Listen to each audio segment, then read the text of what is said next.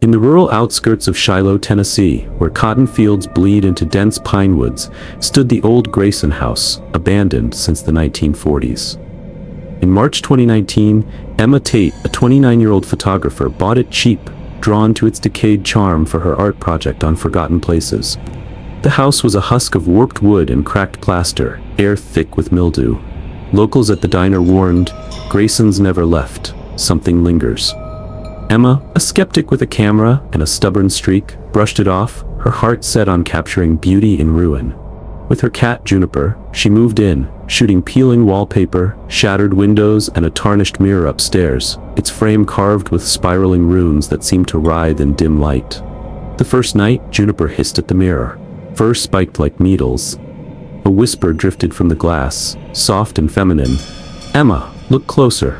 Her reflection stared back, but her skin prickled, as if unseen eyes bored into her soul. She shook it off, blaming the creaky house and fatigue from unpacking late into the humid Tennessee night. Days later, her photos developed with anomalies, shadowy shapes behind her, eyeless faces etched in the mirror's frame, their contours shifting like smoke. Juniper avoided the hall, growling from the doorway. At night, whispers grew. Now in her late sister Lily's voice, "Let me in." Lily had died in a car crash a decade ago. Nightmares plagued Emma, Lily's face in the mirror, eyes black pits, mouthing her name. She woke sweating, throat tight, as if someone whispered against her skin, their breath cold and damp, smelling of earth and rot.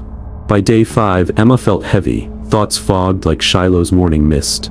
She hummed Lily's favorite tune, her fingers moving as if sewing, a skill she never learned but Lily mastered. In the mirror, her reflection lagged, smiling when she didn't, its eyes glinting with malice. "You're lonely," it whispered. "I'll stay." Emma smashed a chair against the glass. It didn't crack, only hummed with mocking laughter that echoed in her bones. Her camera captured her reflection holding a needle, thread trailing from her lips like spider silk. Her hands moved unbidden, sketching runes on paper, shapes curling like veins across her wrists. Her voice spoke guttural words, old and alien, her body a puppet's, strings pulled by an unseen force. Juniper fled into the night, her absence leaving Emma hollow. The mirror glowed faintly at midnight, her reflection twisting, Lily's eyes, her mother's nose, a stranger's hollow gaze. "We've waited," it said. "You're ours." Emma tried to run, but her legs locked, her reflection's cold fingers piercing the glass, grasping her wrist with a grip like frost-bitten bone. Pain seared. She woke on the floor, arm bruised with spiral marks that pulsed under her skin. Whispers filled her skull. "Stay. Become." Black threads burrowed beneath her flesh, writhing like veins, tethering her to the house. Her camera showed her eyes as mirrored voids, reflecting not the room but a dark hollow where faces swam, mouths open in silent screams. Desperate, Emma called Father Boone, a priest versed in Grayson lore. He arrived at dawn, cross-trembling, recoiling at the mirror's unnatural sheen. "It's a vessel," he said.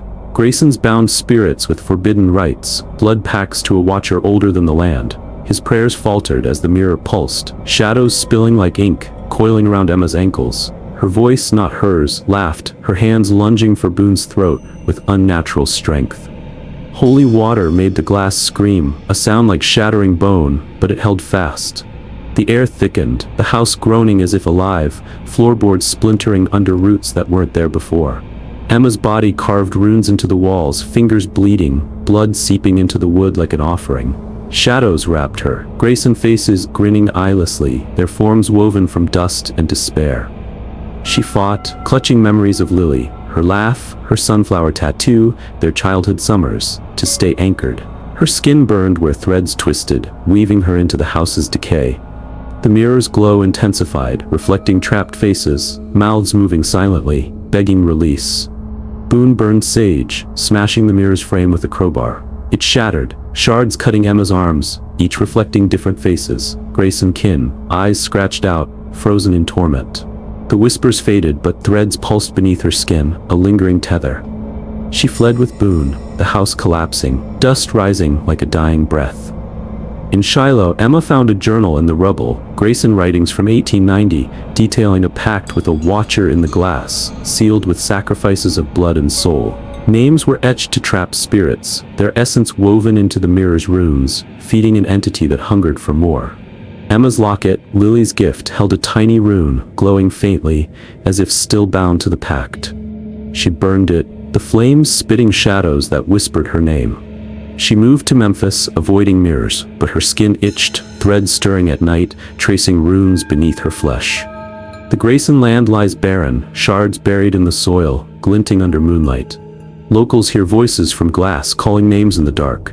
Emma dreams of Lily, her voice soft from every reflection. Come back.